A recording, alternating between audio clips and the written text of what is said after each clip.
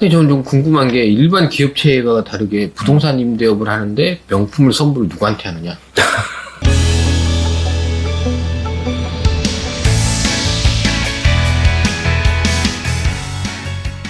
문제를 남겨주시면 답은 저희가 찾겠습니다. 네, 뭐 여러분들은 느끼실지 모르겠지만 지금 시간이 새벽 2시입니다. 네, 농담이고요. 얼굴에 나오지 않습니까? 네, 저희가 뭐 오늘 또 많은 상담을 하다 보니까 늦은 저녁 시간에 지금 찍고 있는데 좀 피곤한 모습이 눈에 거슬리시더라도 뭐 저희 얼굴 보고 보시는 거 아니니까 얼굴 보고 본다는데?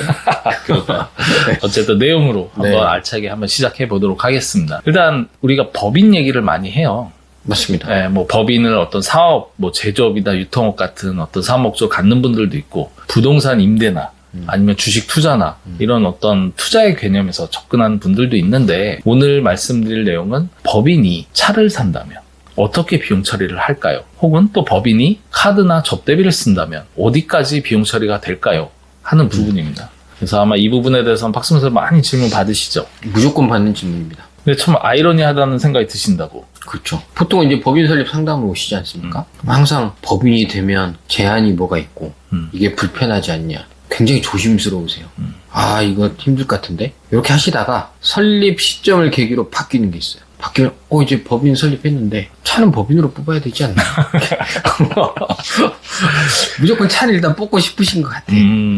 그래서 그런 부분을 항상 물어보시죠. 그렇죠. 법인 카드는 어디까지 쓸 수 있나요? 이런 질문들을 하시는데 네. 이러한 각종 비용 처리, 과연 법인이 다 같은 법인이 아니다. 법인에 따라서 이런 비용 처리 한도가 다르다. 이런 내용으로 찍도록 하겠습니다. 네.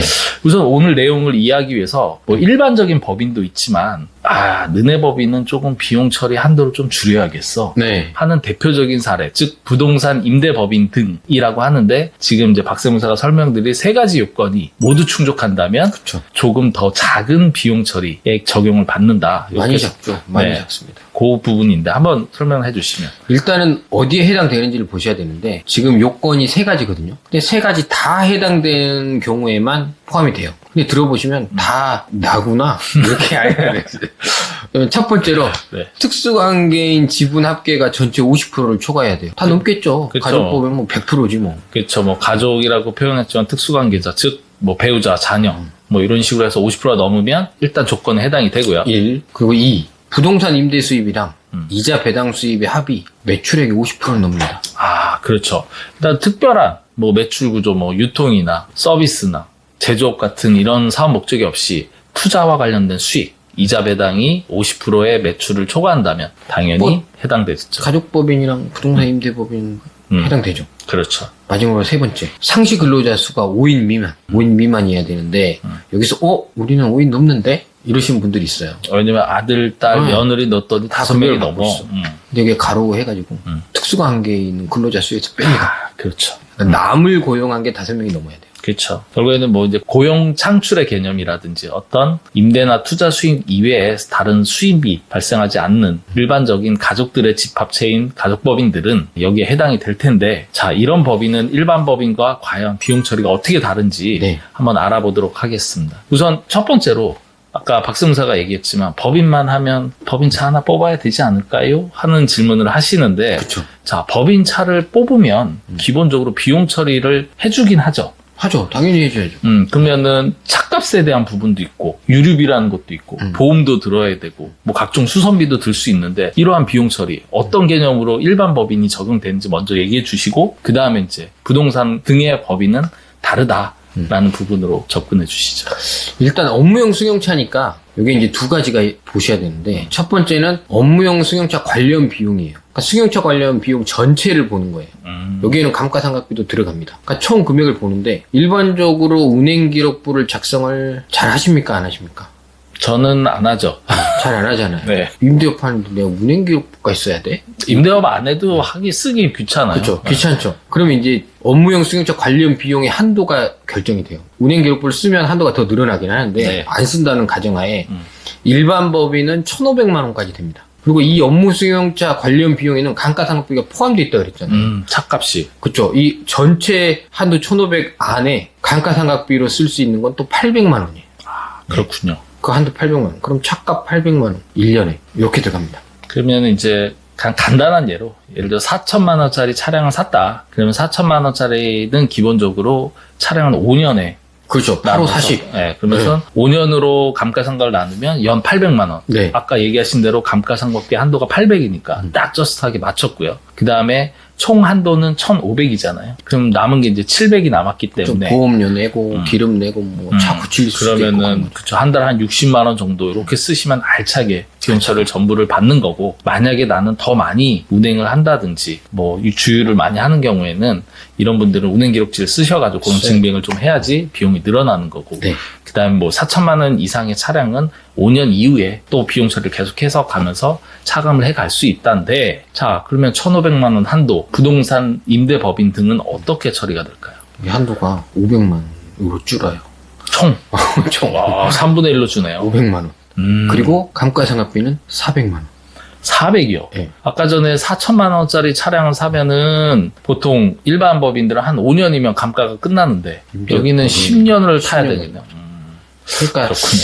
임대업 돌아다니는 건 좋은 차가 필요 없다. 2천만 원 이하의 경차를 사라 이건가? 그럴 수 있는데 어쨌든 그러면 감가상각도 400이고 그럼 남는 게 한 100만 원이니까 1년으로 따지면 보험료 내면 주유비는 못 할 것 같은데. 그러니까 뭐 임대업 돌아가는데 그렇게 네가 돈을 많이 쓰겠느냐 이런 의미 아닌가 싶습니다. 하지만 실제로 그런 분들이 있다면 이분들도 운행 기록지를 쓰면 아 그렇죠. 운행기록지를 써야죠. 쓰셔가지고 추가적인 비용이 있다면 꼭 공제를 받으시면 좋을 것 같고요. 네.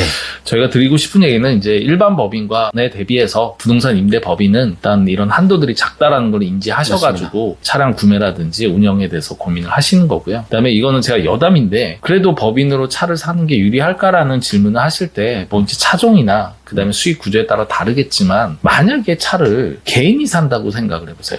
법인으로 안 사고. 그러면은 개인에서 대금을 지급하기 위해서 소득을 발생시켜야 될 거 아니에요. 네. 그러면 소득세가 또 늘어나겠죠. 늘어나죠. 그러다 보니까 이거는 잘 따져보면 법인으로 사는 거 나쁘지 않을 수 있다. 예, 그렇게 좀 고려하면 이런 분 좋을 것 같아요. 있어요. 개인 사업자가 또 별도로 있으신 분도 있거든요. 그렇죠. 아니면 다른 법인 사업자가 있다던가. 이런 분들이 꼭 이걸 물어보는데 저는 거꾸로 여쭤볼 수 있죠. 개인 사업자에서 비용 처리하면 다 될 텐데 왜 굳이 이 법인으로 가려고 하느냐. 그렇죠. 그러면 말씀하세요. 아 그냥 세우사 한번 생각을 해봤다. 그러니까 뭐 신설 법인을 생기다 보니까 남들 하는 것처럼 해보고 싶었던 건데 지금 박세무사 말대로 다른 개인 사업자나 법인 사업자가 있다면 그쪽에 그렇죠. 이제 비용 처리를 했을 때 훨씬 더 많은 이익이 그렇죠. 되실 수 있기 때문에 그쪽에서 뭐 굳이 옮기거나 아니면 신규 구매를 그쪽에서 하는 게 맞겠죠. 근데 제가 좀 말이 하다 보니까 이상한데 결론은 각자 사업자에서 쓰는 차일 때 그거를 비용 처리된다는 거니까 네. 그 오해는 없으셨으면 좋을 것 같고요. 일단 지금 차량 얘기를 했는데 두 번째로 많이 얘기하는 게 뭐냐면 카드, 법인 카드죠. 네. 뭐 이렇게 해서 이거 어디까지 쓸 수 있나 이런 질문인데 뭐 그 내용은 예전에 좀 몇 번 찍은 것 같아서 조금 좁혀서 얘기하면 접대비 얘기로 할게요. 이게 용어가 바뀌었습니다. 업무 추진비.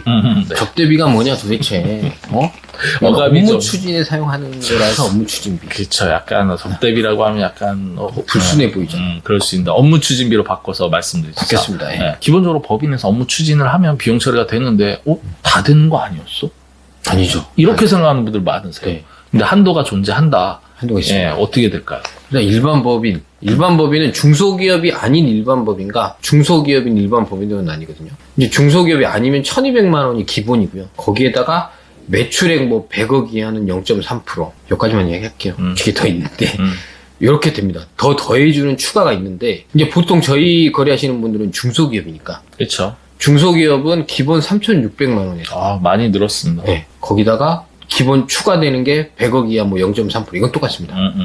요게 이제 좀 다른데, 부동산 임대법인은 아까 말한 그 세 가지 요건을 해당하는 임대법인은 절반이에요. 1,800. 네, 1,800. 아, 그렇군요. 그럼 월 150. 그렇죠. 근데 여기서 좀 오해하시는 게 업무 추진비를 법인 카드로 한도로 이해하시는 분들이 있는데 이건 엄연히 다르죠. 다릅니다. 네. 업무 추진은 업무에 추진한 거예요. 업무의 추진이 아니고 예를 들어서 내가 그런 분이 있어. 명품을 하나 사도 되나요? 아, 네. 근데 이제 물어보죠. 명품 사서 뭐 하시죠? 선물한다. 그럼 이제 접대를 뭐. 근데 저는 좀 궁금한 게 일반 기업체가 다르게 부동산 임대업을 하는데 명품을 선물을 누구한테 하느냐? 공인중개사한테 하느냐? 아니면 매수인한테 하느냐? 네. 그러니까 좋은 물건을 소개해주는 그럼 할 수 있겠죠. 아, 그런 그런가요? 건 이제 업무 추진할 수 있겠지. 아, 얼굴이 빨개지네. 말이 좀 그러네. 그러니까 이게 쉽지 않다 이거죠. 그러니까 한도까지 채우기도 어려워요 사실은. 근데 이제 아까 말한 자동차 비슷합니다. 법인 설립 전에는 돈 함부로 쓸 수 없고 난 법인카드 안 쓸 거야 이렇게 하다가 설립이 지나면 선생님 얼마까지 쓸 수 있죠? 이게 이제 바뀐다는 거죠. 그렇죠. 일단 업무 추진비라는 게 뭐 법인카드 한도는 아니니까 네. 이제 오야시 말하는 게 법인카드 이제 긁다 보면 예를 들어서 업무 추진비로 진짜 식사나 차를 음료를 이제 서비스를 제공할 수도 그렇죠. 있으니까 그런 건 이제 접대비로 가겠죠. 근데 법인카드를 통해서 뭐 소모품을 살 수도 있는 거죠. 그리고 또 뭐 책상이나 이런 사무용품을 살 수도 있는 거고. 그렇죠. 업무 추진비가 아니고, 그렇죠. 예, 이거는 별도의 계정으로 이제 분류를 하는 거고, 이제 그가 담당하는 세무기장 사무실에서 카드를 쭉 보고, 이제 분류를 하는데, 만약에 일반적으로, 뭐, 항목이 좀 애매하거나, 그런 것들은 이제 업무 추진비로 넣는데, 그 금액이 이제 부동산 임대법인은 1,800만 원이 한도다. 네. 예, 그렇게 보시면 될 것 같고요. 일단 오늘 얘기 하다 보니까 핵심은 본인의 운영하는 법인이 부동산 임대 법인 등에 해당이 되는지 먼저 그 요건을 3가지 말씀드렸는데 한번 따져보시고 그렇다 그러면 각종 비용 공제에서 한도가 다르니 나는 지금 현재 어떻게 쓰고 있는지 그거를 한번 매칭을 해보셔서 비용을 좀 줄이시거나 줄일 수 있다면 그래서 불이익을 받는 일이 없도록 했으면 좋겠는데 오늘의 한 줄 평 하신다 그러면 설립 전에 초심을 잃지 마십시오. 저는 부동산 임대법인 등 특정 법인에 해당하는지 확인해 보십시오.